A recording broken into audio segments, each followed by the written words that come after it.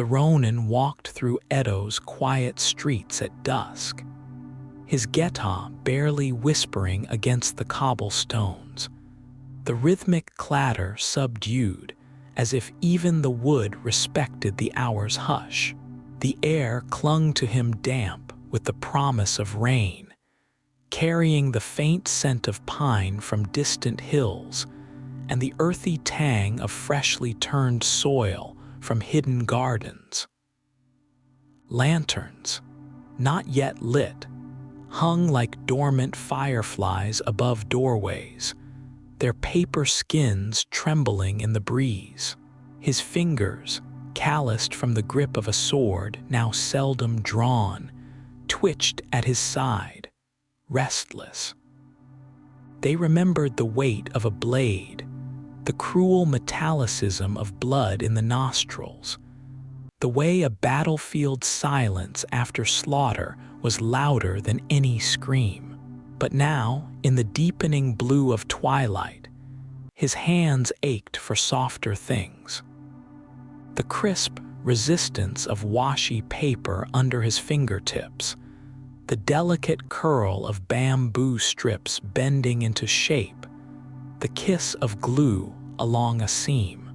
Each lantern he crafted was a silent elegy for fallen comrades, for the Lord whose name he could no longer speak, for the boy he had been before war, whittled him into something sharp and brittle.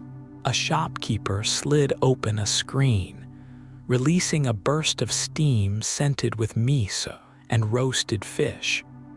And for a moment, the ronin paused, shoulders tightening. Old instincts flared, his breath stilled, his right hand drifting imperceptibly toward where his sword once hung.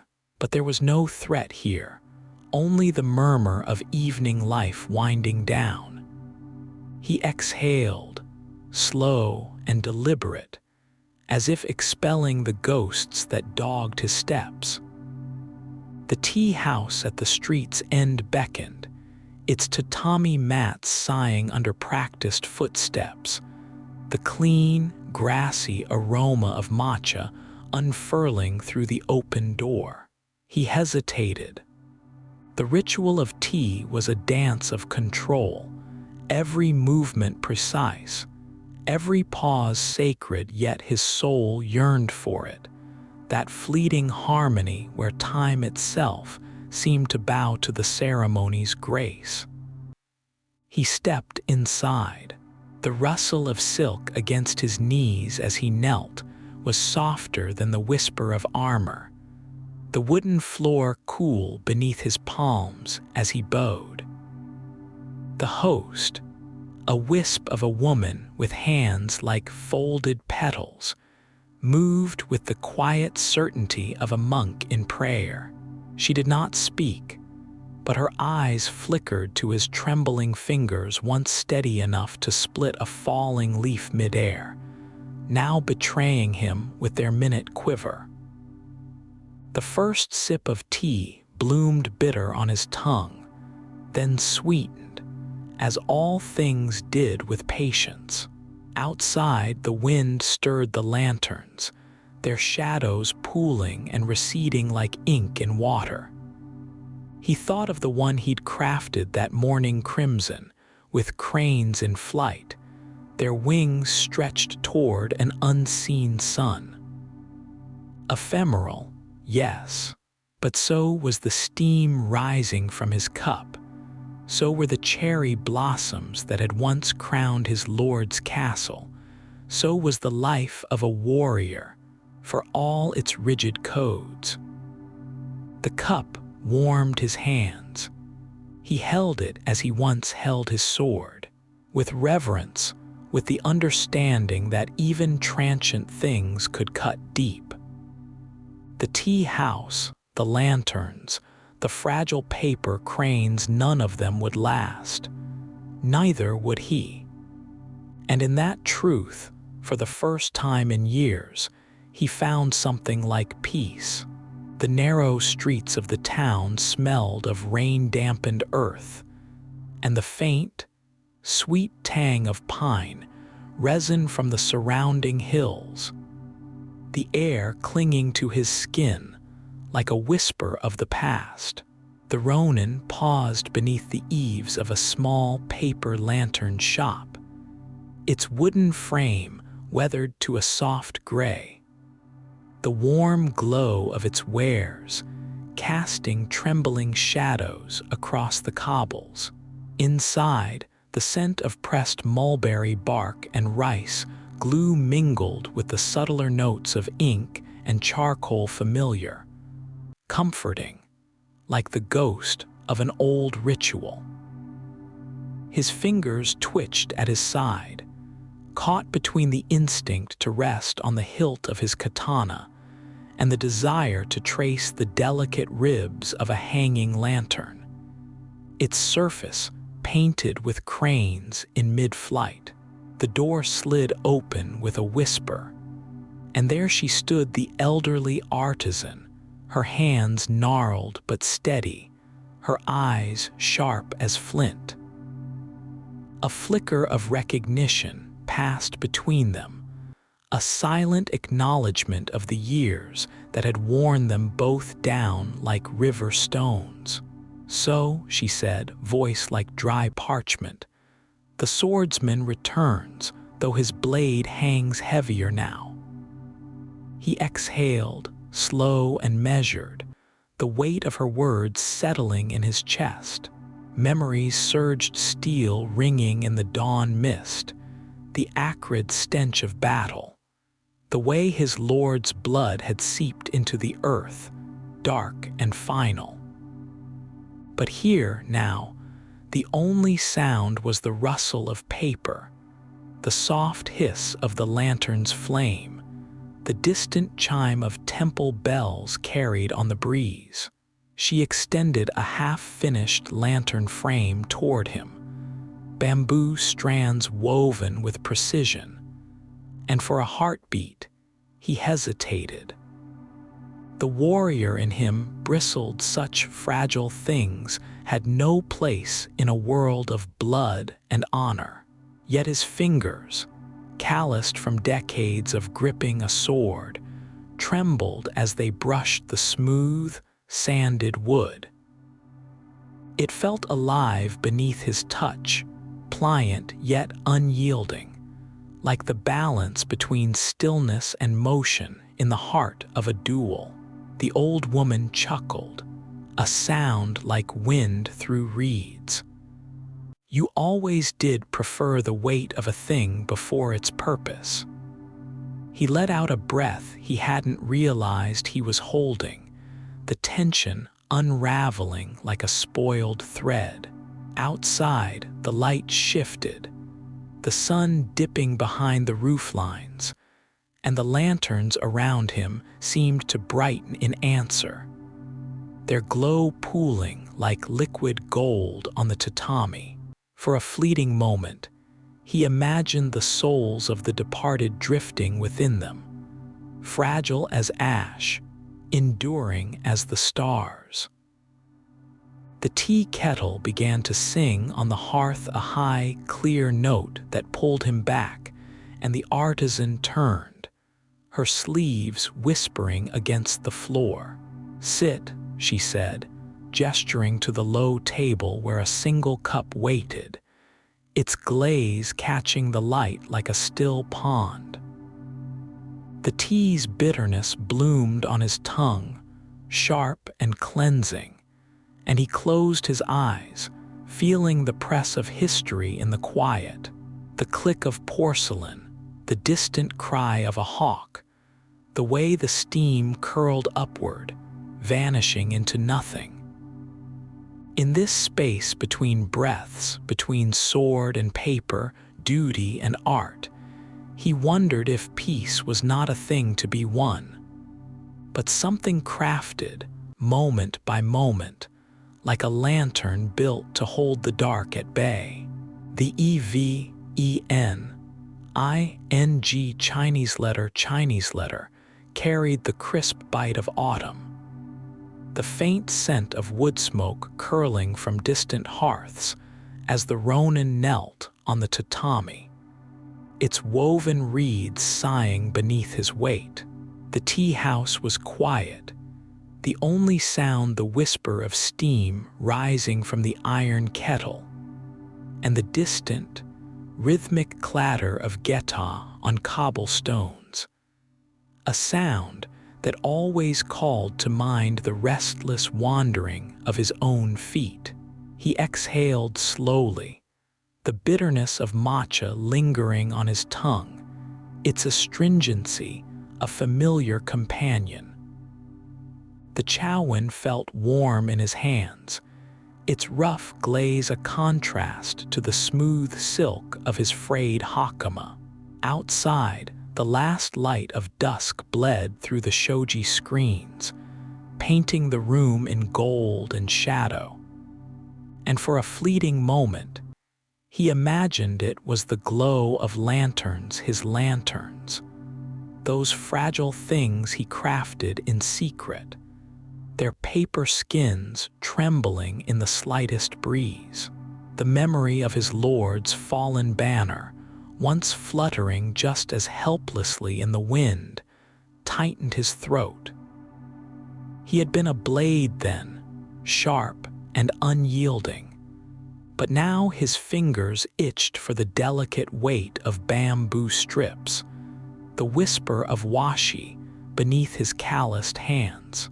The artisan across from him cleared his throat, pushing forward a Chinese letter, Chinese letter, Chinese letter, Chinese letter, Chinese letter, Chinese letter, Chinese letter. A thing of splintered ribs, its form broken, yet still holding the ghost of its shape.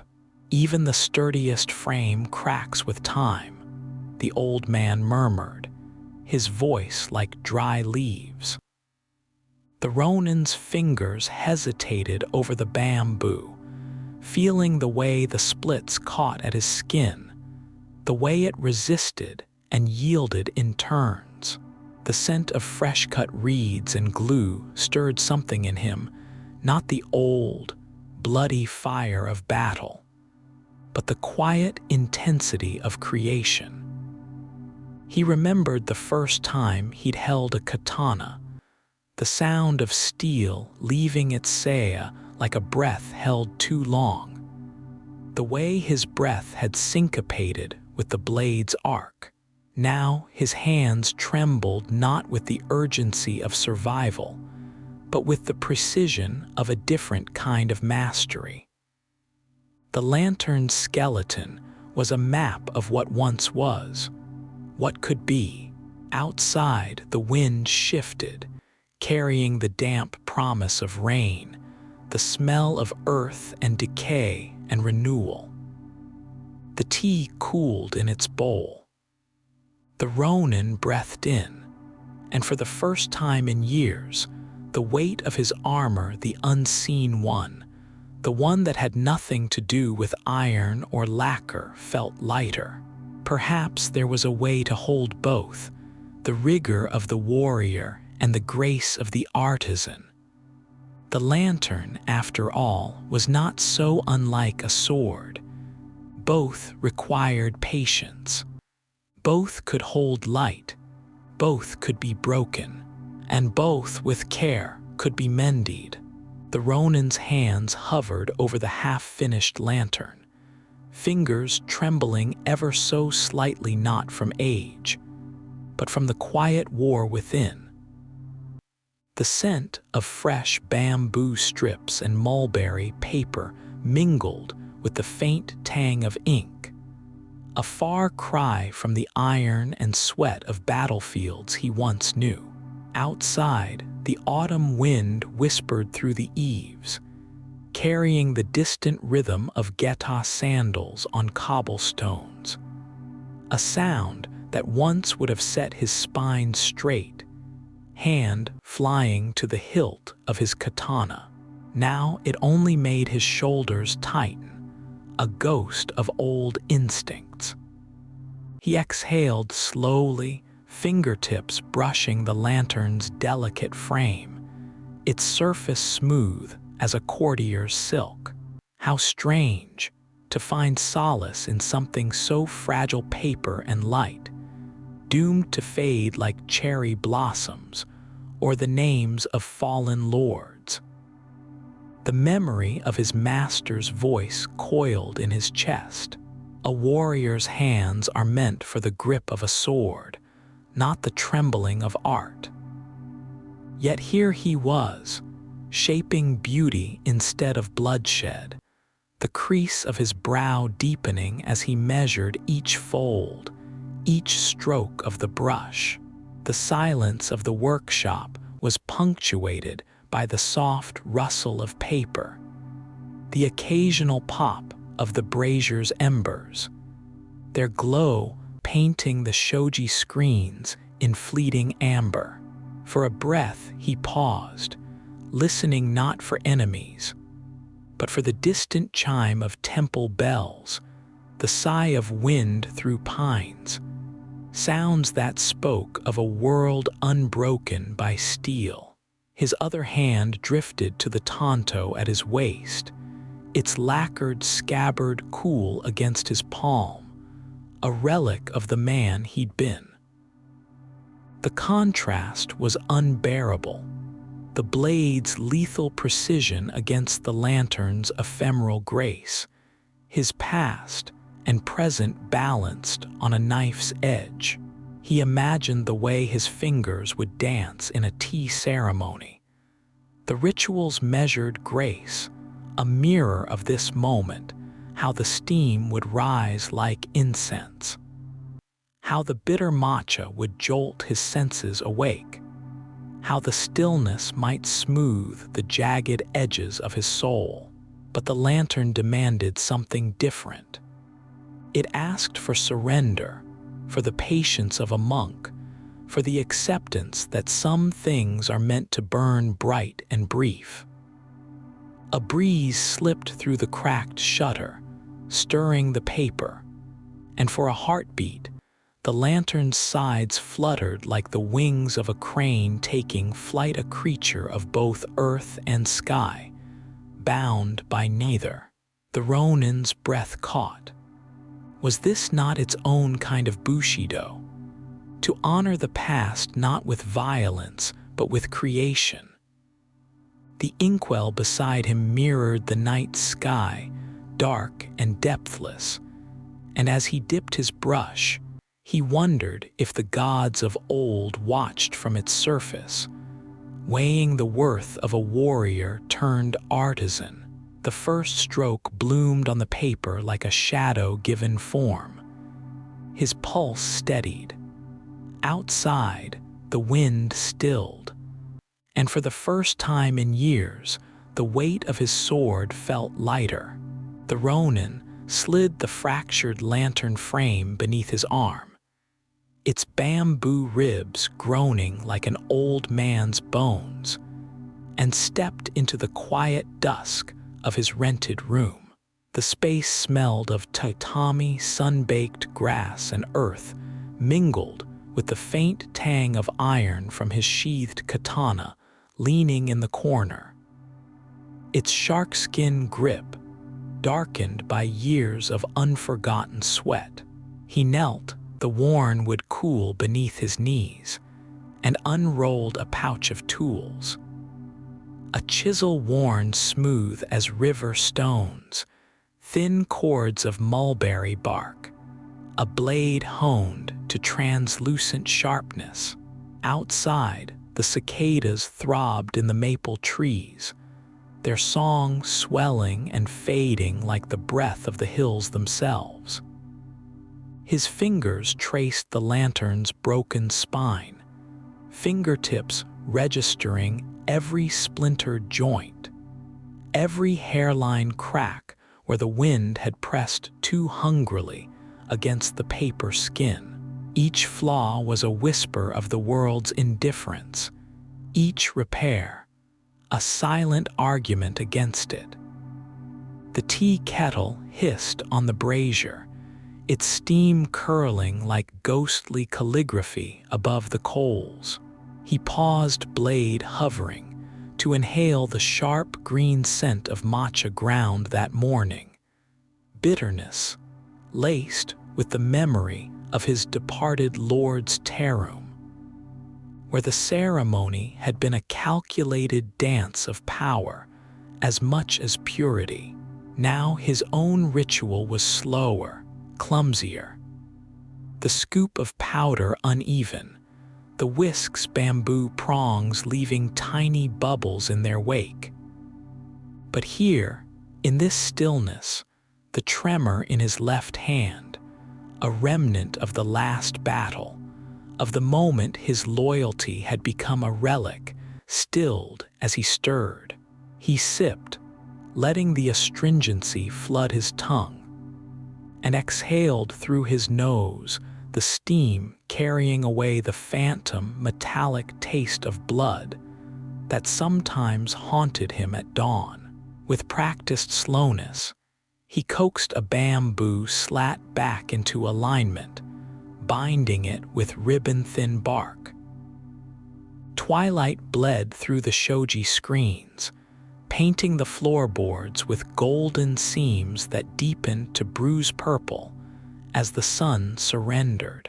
Somewhere beyond the wall, a shopkeeper's geta clattered on stone, rushing home before nightfall.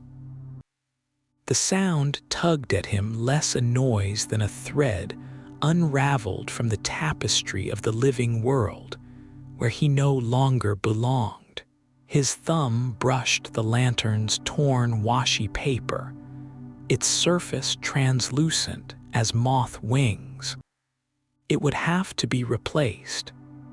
He thought of the mulberry trees he'd visited at moonrise, their bark peeled in strips and boiled to pulp, of the way the fibers knitted themselves into something strong enough to hold light, yet surrendered utterly to flame.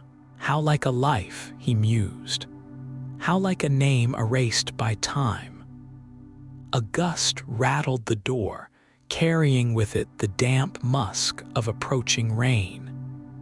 He glanced at his sword, its seiya's lacquer gleaming dully, and felt the old pull, the rigid spine of Bushido, the certainty of steel.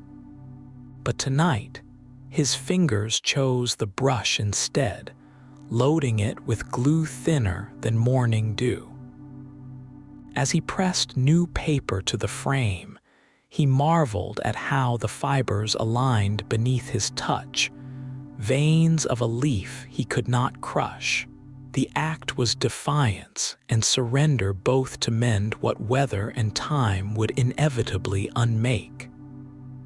Outside, the first drops fell, each one ringing against the bronze temple bell in the distance, marking the hour, the season, the turning of all things toward decay and renewal. He touched the lantern's fragile ribs again, now whole, and imagined the flame it would cradle. A small, bright rebellion against the darkness, trembling but unextinguished. For now, that was enough. The ronin's fingers moved with deliberate grace over the bamboo frame, their calloused tips tracing the fragile spine of the lantern, as if it were the edge of a blade. The scent of fresh washi paper, crisp and light as morning frost, mingled with the faint musk of inkstone and the earthy tang of persimmon glue odors that lingered in the small, dim workshop like the ghosts of his past. Outside, the sigh of wind through the pines whispered of time's passage. But here, in this moment, there was only the quiet precision of his task, the hushed rasp of brushstrokes painting cranes in flight across the paper's expanse. Each stroke was a breath, each breath a meditation. His body remembered the discipline of the dojo, the way his sword hand had once moved with the same unwavering certainty. Yet now, there was no enemy to cut down, no lord to serve, only the trembling balance between control and surrender, between the rigid katana's kiss and the lantern's fleeting dance with flame. He paused, exhaling slowly as the memory of his master's voice coiled through him. A warrior's path is straight as an arrow, unbending. But his hands, once trained to kill, now bent bamboo into curves, coaxing life from what was brittle. The irony was not lost on him. This art, so delicate, so easily crushed, demanded a precision sharper than any duel. The whisper of the brush resumed, each line a whispered prayer to gods who no longer answered, each crane a fragment of a world that had slipped through his fingers like ash. The scent of green tea, bitter and bright, ghosted across his tongue, a phantom of the tea ceremonies he once attended, where every movement was a sacrament, every silence a dialogue with the divine. He could still feel the smooth, cool weight of the chowan in his palms, the way the steam had curled like incense toward the heavens. Such moments were as rare and fleeting as the lantern's glow, yet in them, he had touched something like peace. The paper beneath his fingers trembled as a draft slipped through the shoji screen, and for a heartbeat, the lantern shuddered, fragile as his own resolve. His chest tightened. What was this life, if not a betrayal of the steel he had once sworn by? The clatter of geta on distant cobbles echoed like marching soldiers, and his muscles tensed, instinct urging him to rise, to stand ready. But the moment passed, leaving only the quiet hum of the workshop, the lantern's frame grounding him back into his body. With a final stroke, he set the brush down, watching as the ink dried into permanence. The crane's wings stretched toward an unseen sky, and in their arc, he saw the curve of a katana's sweep, the orbit of stars, the turn of seasons, all things bound by the same unseen hand.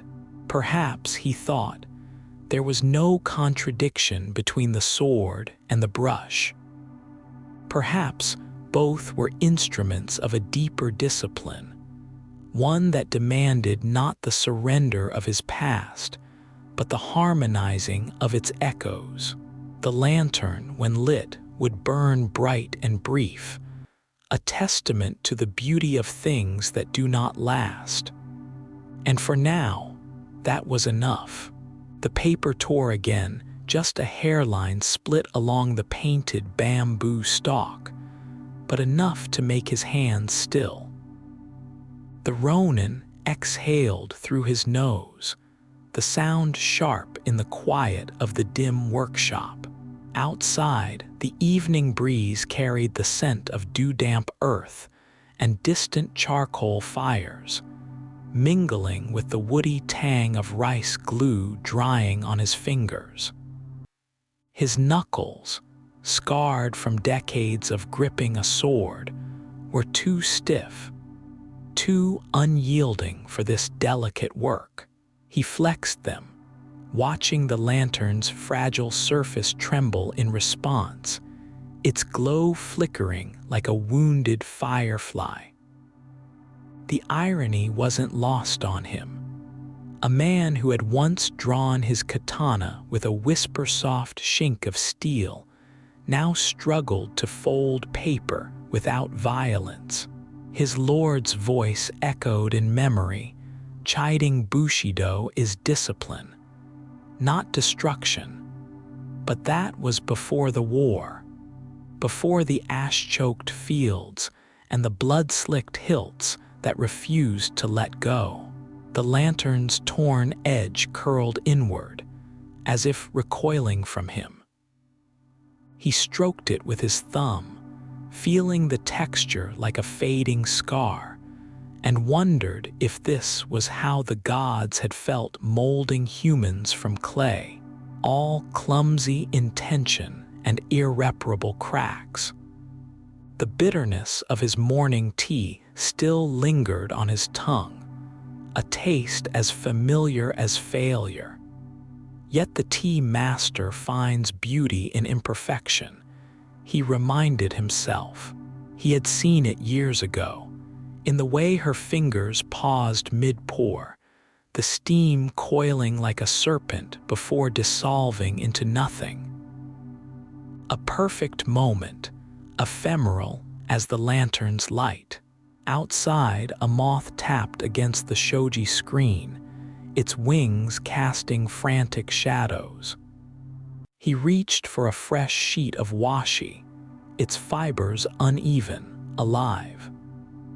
This time, he dipped his brush with the same deliberate slowness as breathing before a killing stroke, not to take life, but to shape it.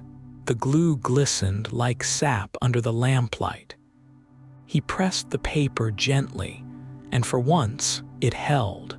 The narrow street exhaled the evening's damp coolness, the air tinged with wood smoke, and the faint sweetness of drying reeds as the ronin knelt at the threshold of the lantern maker's workshop. The scent of fresh-cut bamboo and mulberry pulp clung to the old artisan's sleeves, earthy and clean, a stark contrast to the iron and sweat stench of the dojo the samurai had once known.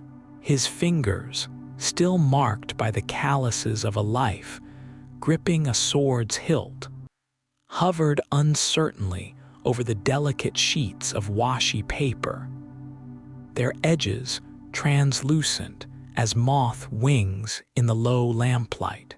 The artisan's hands moved with the calm certainty of water flowing downhill, splitting bamboo into slender ribs, binding them with silent precision, while the samurai fought the tension in his own wrists, trained to snap into violence. Not this slow, tender calculus of balance and fragility. A single misaligned joint, and the lantern would buckle like a poorly forged blade. How strange, he thought, that the same hands meant to break could learn, with infinite patience, to hold something so gently.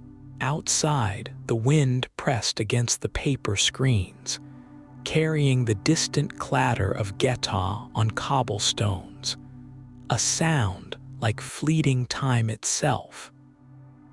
The bitter green tea cooling beside him mirrored the melancholy on his tongue, memories of his lord's fallen banners, the weight of armor in the rain, the way the cherry blossoms had scattered like ash on the battlefield. Yet here, in the quiet rhythm of the artisan's teachings, he caught glimpses of the tea ceremony's perfect stillness, every motion purposeful, every breath a thread woven into the loom of the moment. The old man's voice, smooth as polished cypress, pulled him back. The paper must breathe, or the flame inside will suffocate. The samurai's chest tightened. Was this not the paradox of his own soul? The rigid discipline of Bushido had been his scaffold, but it left no room for the trembling, luminous thing beneath the part of him that ached to cradle light instead of extinguishing it. As he lifted the brush to ink a lone crane on the lantern's face, his stroke faltered. The artisan said nothing, only waited. In that silence, the samurai heard the whisper of his own blade being drawn in another life, the lethal precision now channeled into the tremor of a single line. Dawn would come, and with it, the lantern would glow briefly before joining the river of flames guiding the ancestors home. But for now, there was only this: the shared breath of two men kneeling on worn tatami, the paper wet with ink and possibility, the unbearable lightness of creation. The ronin kneels upon the sun-warmed tatami, the clean scent of woven straw and freshly whisked matcha curling in the air like incense.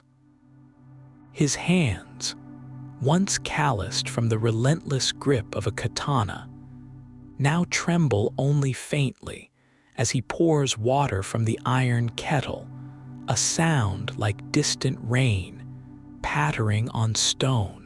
The steam rises in fragile spirals, and for a breath, he sees not the austere walls of his rented room, but the ghost of his lord's courtyard, where cherry blossoms once fell like snow onto blood-stained gravel. The memory tightens his throat, but then the teacup smooth, cool ceramic, glazed the color of a twilight sky, presses into his palm, grounding him. His fingers trace its curve, a motion quieter than drawing a blade, yet just as deliberate. Outside, the rhythmic clatter of geta on cobblestone fades into the hum of the afternoon, and he exhales, feeling the weight of his armor shed piece by piece. With each measured movement, the tea's bitterness blooms on his tongue, a familiar sting that wakes him not to battle, but to stillness. Here, in the fragile silence between sips, the rigid lines of Bushido blur like ink in water. He thinks of the lanterns he crafts at dusk, their bamboo frames bending like bows under his touch, the washy paper translucent as moth wings. Their light is fleeting, a single gust could snuff it, yet in its glow, he finds a paradox. The impermanence he once feared now cradles him.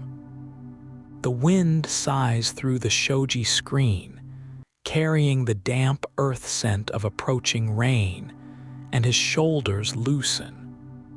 His hands, steady at last, cradle the cup as if it holds not tea but the quiet itself. The shadows lengthen, stretching like cats across the floor, and for this moment, the war within him stills.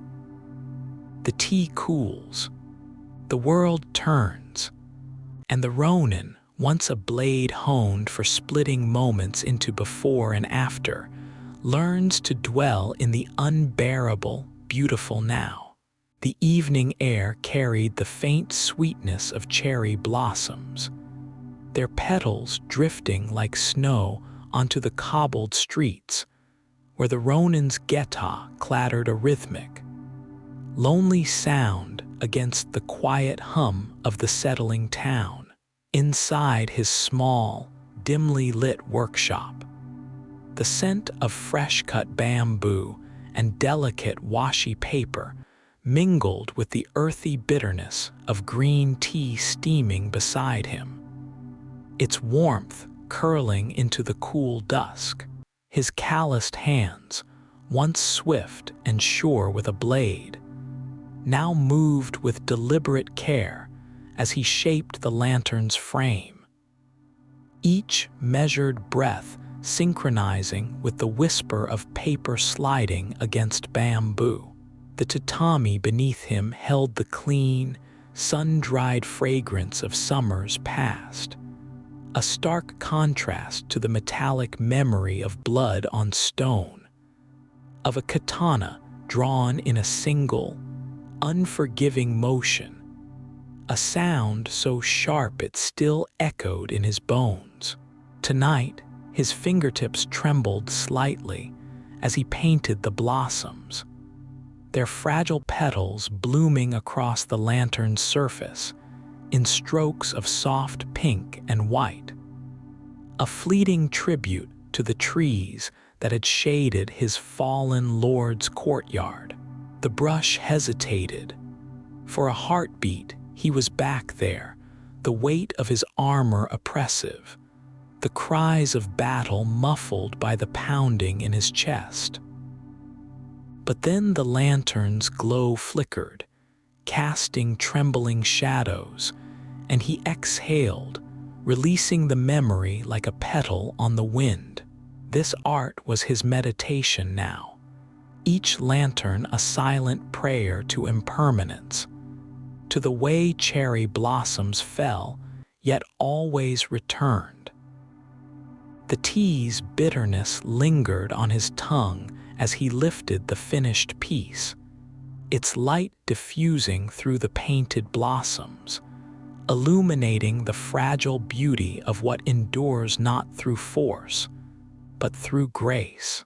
Outside, the last light of day faded, and the lantern's glow seemed to hum with the quiet resilience of all things ephemeral, a testament to the peace he sought, but had not yet fully grasped a peace as precise and profound as the tea ceremony he still yearned to perform, where every movement was a wordless poem, and every breath a step closer to stillness.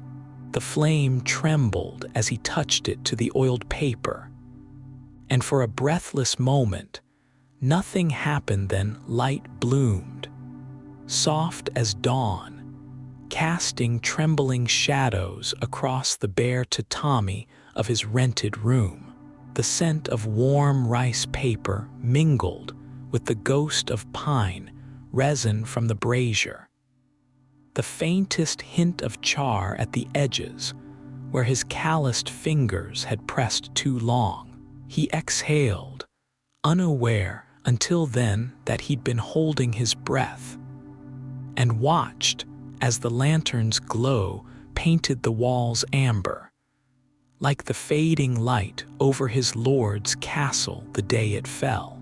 The weight of his katana, sheathed in the corner, seemed to pull at him its presence, a silent rebuke.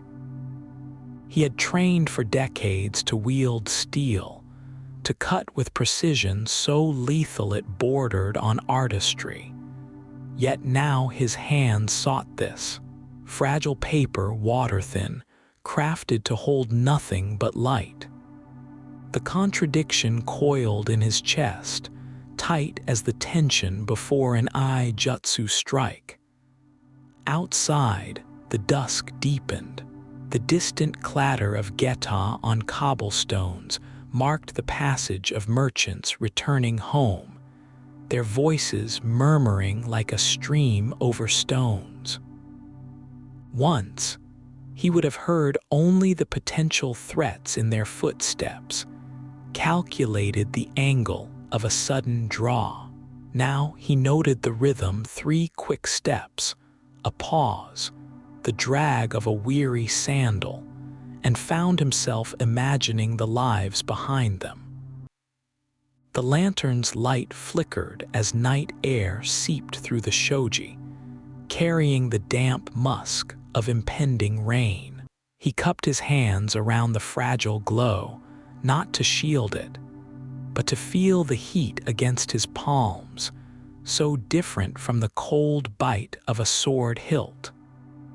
Memories surged unbidden, the tea master who had served him after the war, how her hands had moved like falling petals, undisturbed even as his own shook from lingering battle fury.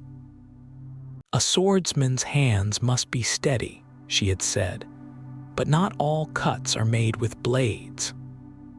The oil in the lantern crackled softly, a sound like distant festival fireworks, and for the first time in years, he did not flinch. The light pulsed, breathing with the wind, and in its rhythm he glimpsed the transience. The monks spoke of the way cherry blossoms fell at their peak, the way ink bled across parchment, the way a single stroke of the sword could end a life or begin a legend. His fingers trailed the lantern's bamboo frame, smooth as a scabbard's lacquer, and he wondered if this, too, was a kind of Bushido. To craft instead of destroy, to illuminate rather than obscure.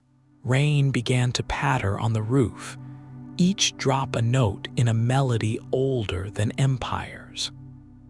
He closed his eyes, and for the span of 3 breaths, the past and present merged. The scent of wet earth, the taste of bitter matcha still lingering on his tongue, the warmth of the lantern against his skin, and the war within him stilled. The light would fade, the paper would yellow, the oil would burn away. But here, now, it was enough. The whisper of the ronin's craftsmanship had drifted through the villages like the scent of cherry blossoms on a spring breeze, soft, but impossible to ignore. It began with a single lantern, crafted for the widow of a potter, its parchment painted with cranes in flight, their wings glowing amber when lit from within. Then came requests from others. A merchant's daughter seeking a lantern to guide her father's spirit during Aben. A tavern keeper desiring lights to dance above his courtyard like fireflies. Each lantern was a surrender to the fragile beauty he had once scorned, its delicate frame a rebellion against the unyielding steel of his past. As he worked, kneeling on the tatami of his borrowed workshop, the crisp scent of fresh bamboo and mulberry paper filled the air, mingling with the faint, earthy tang of ink. His hands, once calloused from the grip of a katana, now moved with deliberate grace, smoothing the paper's wrinkles, his fingertips tracing the edges, as if committing each curve to memory. The rhythmic scrape of his knife peeling bamboo into slender ribs was a silent chant, a meditation unlike the austere rituals of his youth, no less sacred, but softer, like the difference between a shouted battle cry and a whispered prayer. Yet beneath the tranquility, the old fire flickered. Some nights, when the lanterns were finished and the tools set aside, he would rise, his body moving unbidden into the familiar stance of ijutsu, the blade flashing from its scabbard with a sound like winter wind cutting through bare branches. The contrast haunted him. The lanterns, ephemeral as morning dew, and the sword, eternal as the moon. He wondered if his fallen lord would have despised this gentle art, or if beneath the armor of Bushido, he too had secretly craved something tender.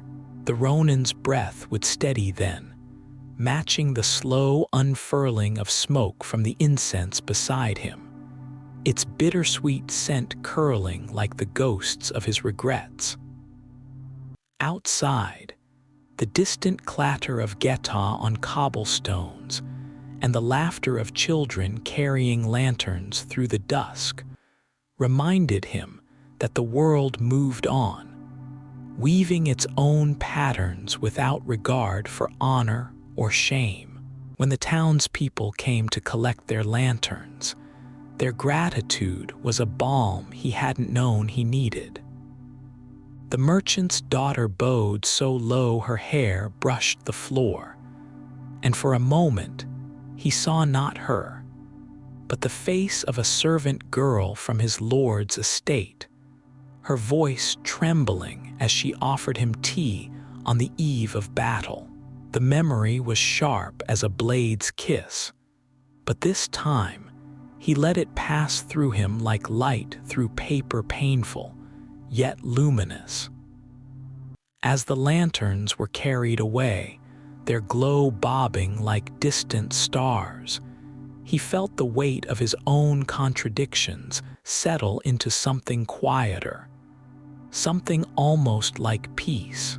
The tea kettle hissed on the hearth, its steam rising in a fragile column, and he moved to prepare a bowl, the ritual grounding him.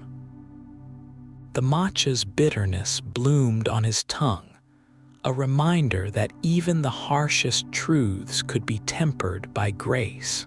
In the silence of the workshop, surrounded by the ghosts of lanterns yet unmade, he allowed himself to believe, if only for this moment, that beauty and duty might yet find harmony transient as a candle's flame, enduring as the hands that tend it. The smear of matcha against the ceramic bowl held him in the moment, bitter green swirling into hot water, dissolving like the rigid edges of his past. Outside the tea house, the autumn wind carried the scent of damp earth and distant charcoal fires. But here, the air was crisp, with the clean, grassy tang of fresh tea, and the faint cedar aroma of sun-warmed tatami. His fingers, calloused from years gripping a sword, now traced the smooth curve of the chowan, feeling the glaze like ice under his skin. A breath, a pause. The ritual demanded stillness, yet his pulse betrayed him, quickening at the murmur of voices from the next room. Footsteps approached slow, purposeful, the rhythmic clatter of geta on wood, then silence. Someone was watching. He knew that weight, that prickle at the nape of his neck, sharper than the whisper of a katana drawn in the dead of night. It coiled in his gut like the old, familiar tension before battle, though no blade rested at his hip now. Instead, his hands remembered the fragile crackle of washi paper under his palms, the give of bamboo strips bending into shape under his careful pressure. Lanterns were not meant to last. Neither were men like him. The shoji screen slid open with a whisper, and golden light spilled across the floor, glinting on the lacquered tea tray. He didn't turn. To acknowledge the attention was to invite obligation, and his soul could not bear another chain. The tea's steam curled, fragile as the memory of his lord's banner, snapping in the wind crimson against ashen sky. He had carried that image for years, along with the weight of his failures. Now he carried only the quiet rebellion of beauty, lanterns lit in secret, offerings to ghosts and forgotten gods. The visitor lingered, a shadow at the edge of his vision. He exhaled, sinking deeper into the kneel, muscles taut as if braced for a duel. But then a shift. The scent of sandalwood and iron, the rustle of silk. A pilgrim, perhaps, or worse, someone who recognized him. His thumb trembled against the bowl. Once, he would have met such scrutiny with a challenge, a flash of steel. Now he dipped his head, letting the steam veil his face. Let them look. The tea was too bitter today.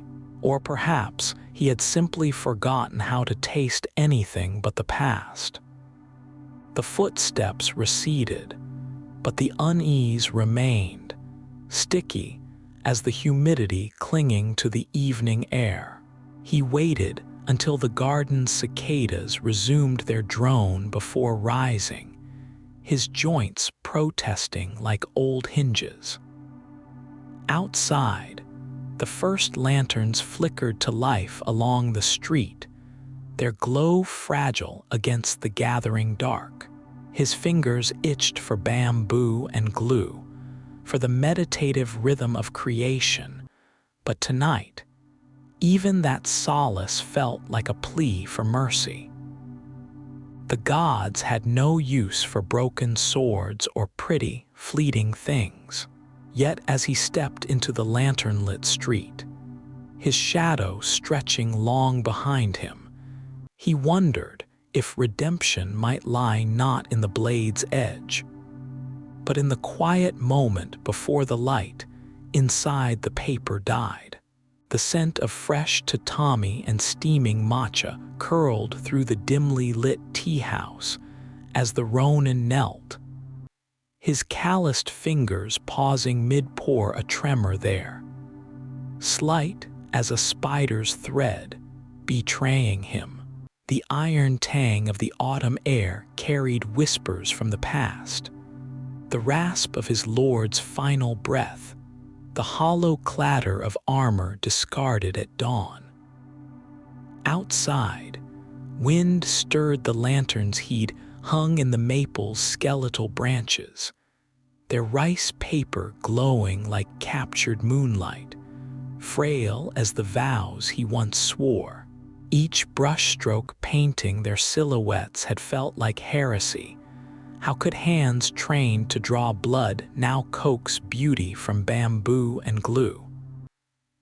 The tea's bitterness pooled on his tongue, a familiar penance.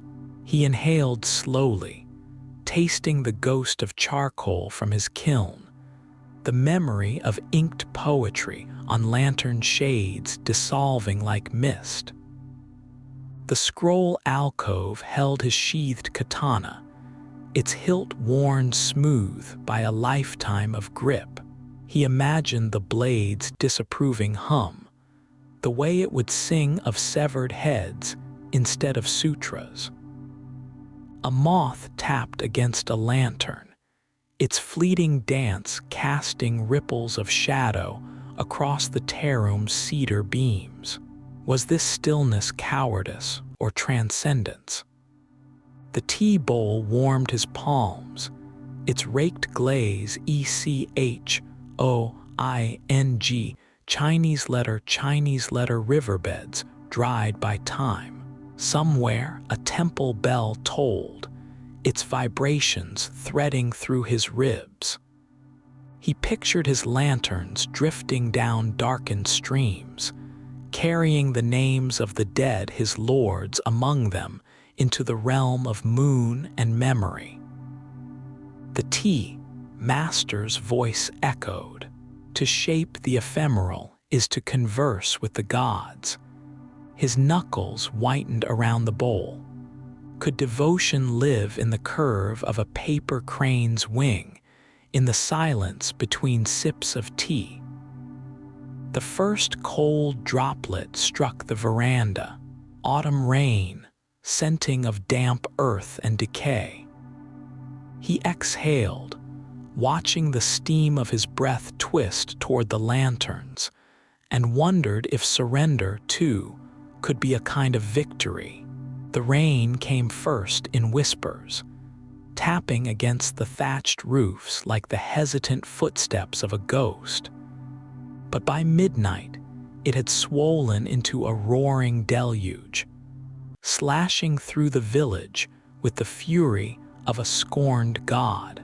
Kensuke knelt in the dim glow of his workshop, the scent of wet tatami and damp pine filling his lungs, his hands hovering over the ruined remains of his cherry blossom lantern. The delicate paper, painted with petals that had taken him 3 moon cycles to perfect, was now a sodden ruin, its ribs of split bamboo jutting like broken bones. The storm's breath howled through the cracks in the shutters, carrying the tang of upturned earth and the metallic chill of distant lightning. Outside, the rhythmic clatter of geta on cobblestones had long ceased, replaced by the occasional splintering crash of a collapsing eaves. His fingers trembled, once so steady when gripping the hilt of a katana, now betraying him as they brushed the ruined petals. He could still hear the phantom rasp of steel being drawn, that lethal whisper which had once been his life's refrain. But here, in this quiet destruction, there was no enemy to cut down, no code to obey, only the fragility of things made to burn bright and brief. The lantern had been intended for the Aben festival, a tribute to the fallen, his lord among them, yet now it would join the very spirits it was meant to guide. Kensuke closed his eyes, breathing in the bitterness of wet ink, and the faint, lingering aroma of green tea from the cracked cup beside him. He exhaled slowly, as if in tea ceremony, willing his mind into the stillness of poured water, but the chaos outside mirrored the turmoil within. The clash of his past, rigid as sword steel, against this newfound reverence for transience. A samurai did not mourn a lantern. He mourned honor, duty, the unbroken line of his ancestors. Yet the petals, even destroyed, seemed more alive to him now than the countless faces he'd cut down without thought. The wind shifted, carrying the crisp scent of cedar from the mountains, and for a heartbeat, the rain softened to a hush. In that stillness, he reached for a fresh sheet of washi, its surface smooth and cool as silk beneath his calloused fingertips. The oil lamp flickered, casting wavering shadows that danced like the ghosts he'd once feared would haunt him. He dipped his brush, the ink black as a moonless night, and began again. Each stroke was a meditation, a rebellion against the storm's indifference. The cherry blossoms would bloom once more, not despite their impermanence, but because of it. Outside, the world raged on the gods' testing, the wind erasing, but here, in the fragile cradle of his hands, there was a purpose as profound as any battle's clarity, to craft beauty that would flicker, fade, and in doing so, remind him how to breathe. The scent of fresh tatami mats and steaming matcha curled through the quiet room, a fragile contrast to the bitter weight in the ronin's chest as he knelt before his unfinished lantern. His calloused fingers, once shaped by the unforgiving grip of a katana, trembled over the delicate bamboo frame, the paper thin as a moth's wing beneath his touch. Outside, the evening air carried the distant clatter of geta on cobblestones, the lively echoes of a world that moved on without him. While here, in the stillness, time seemed to stretch like the long shadows of the setting sun across the shoji screens. He exhaled slowly, the sharp, familiar ache of memory rising his lord's fallen banner, the metallic sting of blood on his tongue. The way the battlefield's mud had clung to his armor like the guilt that clung to him still. How foolish it seemed now, to chase beauty in a world that rewarded only strength. to craft something meant to glow softly in the dark, when fire and steel had claimed everything he'd ever loved. The lantern's paper bore the faintest brushstrokes of cranes in flight, a motif he'd once traced with reverence, believing their graceful arcs could carry his grief into the heavens. But now the crane's wings looked brittle, the ink smudged where his thumb had pressed too hard. A samurai's hands were made for swords, not for coaxing beauty from something so easily torn. The tea beside him had gone cold, its undisturbed surface reflecting his hollowed face, a stranger's face, gaunt with unresolved war. He reached for the blade at his side, the whisper of steel against scabbard a sound as ingrained as his own heartbeat.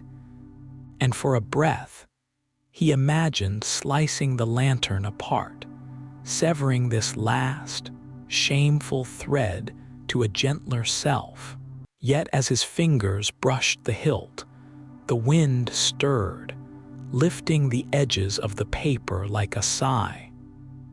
And in that fleeting movement, he saw the lantern's fragile light not as weakness, but as defiance, the tea ceremony's tranquility, the perfect stillness of a bowl held just so, the way the steam curled like incense toward the gods. These were acts of faith, too.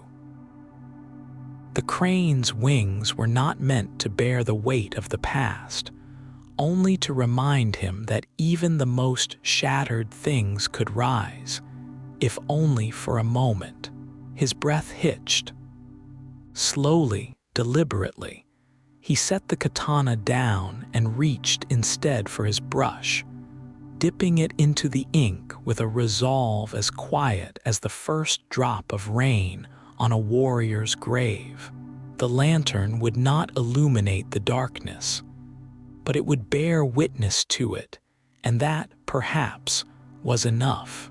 The morning mist clung to the cobbled streets like the ghosts of forgotten battles, and the ronin knelt in the dim light of his workshop, fingers tracing the delicate bamboo ribs of a half-formed lantern, the scent of fresh washi paper clean, slightly sweet mingled with the bitter aroma of green tea steeping nearby.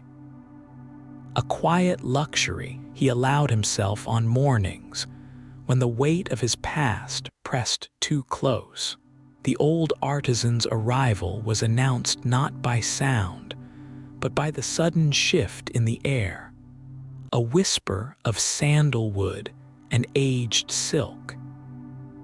He paused, the blade of his knife hovering over the paper, the silence taut as a drawn bowstring.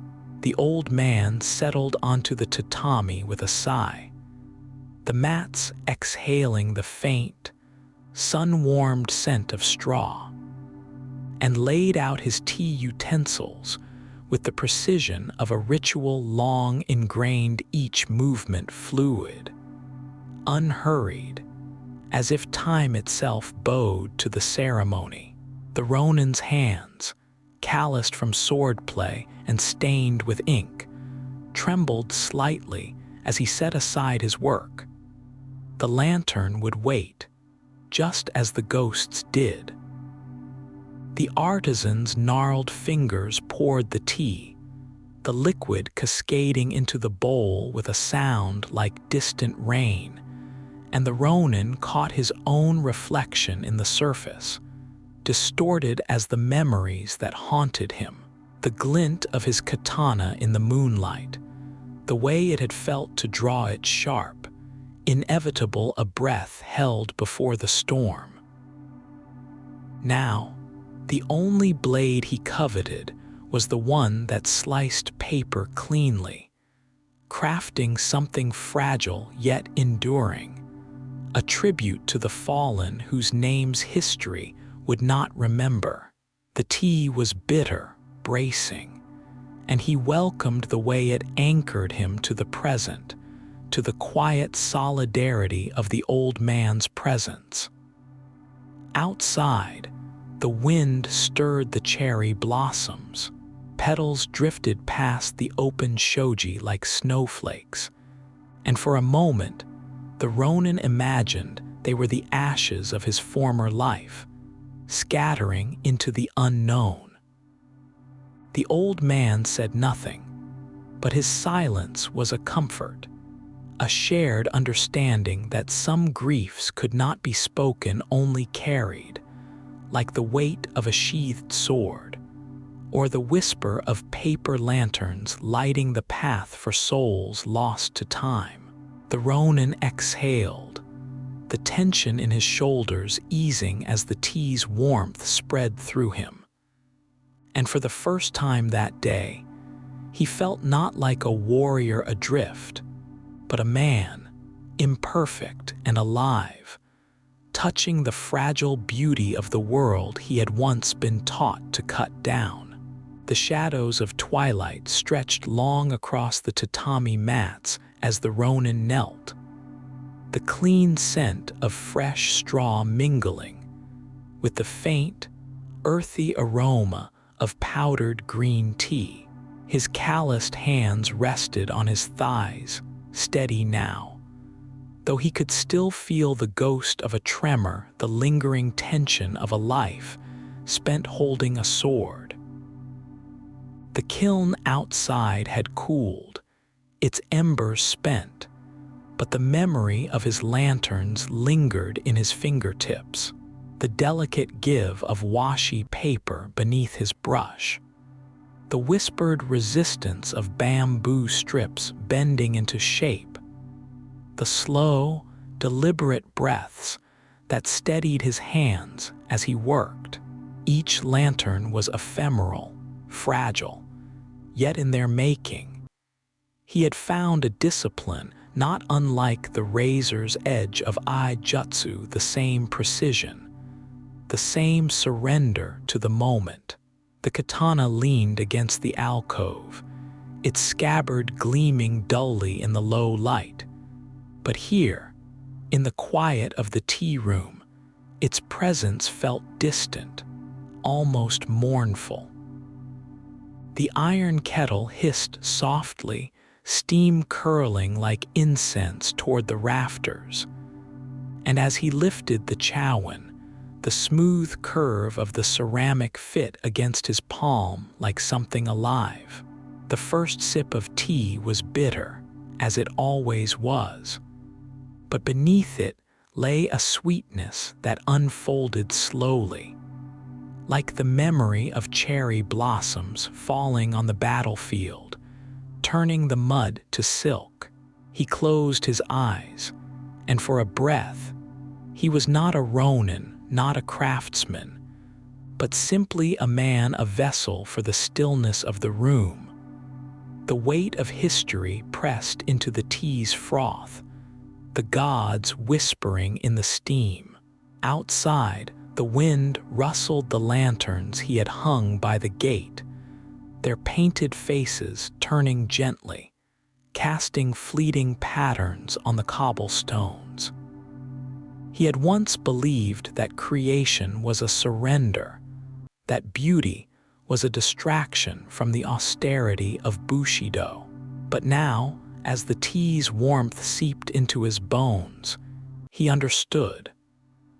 The same hand that had drawn a blade to cut down enemies could coax paper into light, could shape emptiness into something that glowed. The ceremony was not an escape from duty, but its purest form, a ritual of presence, of forging meaning from the transient. Just as the ancients had shaped verse from cherry blossoms and moonlight into monuments that outlasted empires. The lanterns would fade, the tea would cool, but here, in this suspended breath between past and future, he was whole. The ronin's hands, calloused from decades gripping a sword, now moved with surprising delicacy over the brittle washi paper, his fingers tracing the ghost of a crane's wing folded into the lantern's frame.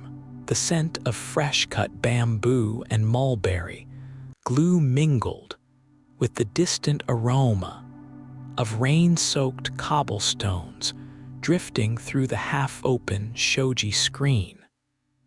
A reminder of the world outside his quiet sanctuary. His breath, slow and deliberate, matched the rhythm of his work, each exhale a silent prayer to the gods of forgotten things. Each inhale drawing in the clean, sun-warmed scent of tatami beneath his knees.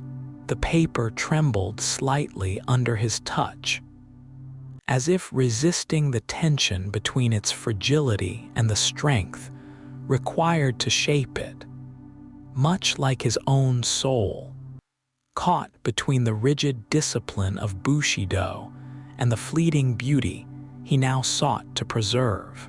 A sudden shift of light, a cloud passing over the sun cast fleeting shadows across the lantern's surface, revealing the hidden patterns he had woven into its design. A koi swimming beneath cherry blossoms, their petals as thin as the edge of a blade. He paused, feeling the cool smoothness of the polished wooden frame beneath his fingertips, a contrast to the rough grip of his katana, which lay sheathed in the corner. Its presence, a silent spectator to this act of defiance against the warrior's path. For a moment, the memory of his fallen lord's voice echoed in his mind. A samurai's duty is to the sword, but the bitterness of those words dissolved like matcha on his tongue, replaced by the quiet satisfaction of watching the lantern take shape under his hands, its panels unfolding like the wings of a bird, ready to carry his grief into the night. Outside, the rhythmic clatter of geta on cobblestones marked the passage of townsfolk, their laughter a distant hum, unaware of the ronin's inner reckoning. He dipped his brush into indigo ink, the bristles whispering against the ceramic rim, and painted the final stroke a single maple leaf, its edges fraying as if touched by autumn's breath. It was a small rebellion, this marriage of warrior motifs and ephemeral art. But in the balance of ink and empty space, he found a harmony that eluded him on the battlefield. The lantern, when lit, would cast its glow not with the harsh brightness of a forge, but with the soft, wavering light of fireflies, a beacon for the ghosts of his past and the fragile hope of a peace he could scarcely name. As he set the finished lantern aside, his fingers lingered on its surface, feeling the pulse of his own heartbeat in the taut paper. The air grew still, heavy with the scent of pine resin and the coming dusk, and for the first time in years, the ronin allowed himself to exhale fully, releasing the weight of his armor without shame. The tea bowl beside him, its glaze cracked like river ice, awaited his return, a promise of stillness, of a ceremony where time itself might pause, if only for the span of a single, perfect breath.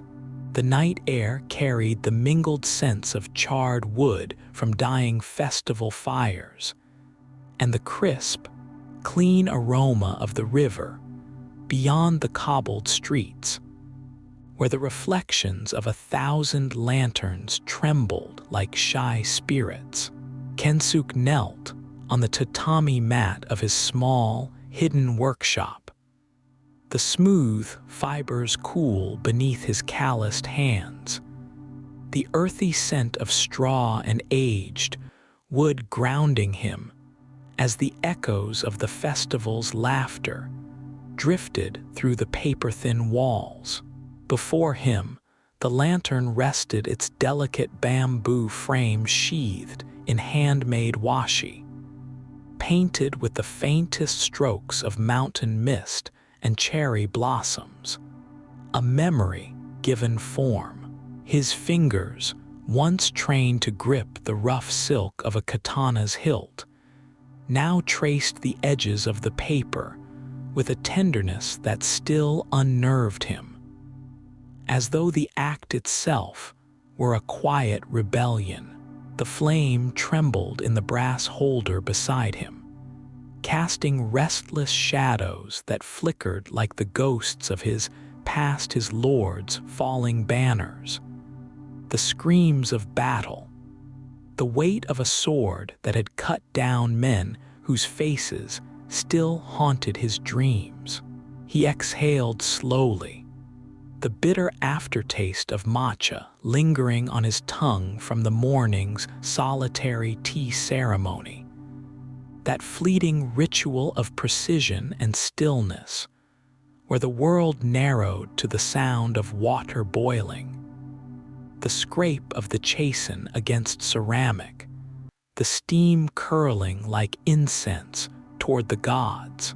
Outside, the rhythmic clatter of geta on stone faded as the festival waned, leaving only the whispering breeze and the distant hum of crickets, as if the night itself were holding its breath. Kensuke lifted the flame to the lantern's oil dish, his hand pausing just for a heartbeat as the heat kissed the wick. The glow bloomed, fragile yet defiant, painting the room in hues of gold and amber, and for a moment he was back in the courtyard of his lord's castle, watching fireflies hover above the trickling garden stream, the scent of pine and damp moss thick in the air.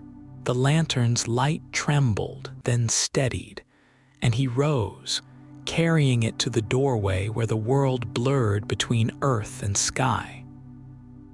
Above him, the stars sprawled infinite, indifferent, their cold brilliance a mirror to the countless lanterns drifting down the river, each a silent prayer, a farewell, a wish. His throat tightened. The samurai in him scorned this, the surrender to fleeting beauty, the worship of things that would ash in the wind. Yet here, in this fragile glow, he found something purer than the edge of a blade, the acceptance of transience, the way cherry blossoms fell at the height of their glory. The flame pulsed, its warmth a ghostly caress against his palm, and he felt the weight of his armor dissolve, if only for this moment. The wind shifted, carrying the salt tang of distant rain, and the lantern's light swayed, merging with the stars until the boundary between them blurred man and cosmos, memory and release. Somewhere in the village, a bell tolled, a lone, resonant note that hung in the air like the final stroke of a calligrapher's brush. Kensuke closed his eyes. The rigid codes of Bushido had once been his compass, but here now, there was only the breath in his lungs, the heat of the flame, the silent understanding that all things honor, grief, even the stars themselves were but fleeting visitors to the night. When he opened his eyes again, the lantern's glow had deepened, infusing the darkness with a warmth that seeped into his bones. He smiled, just slightly, and let go.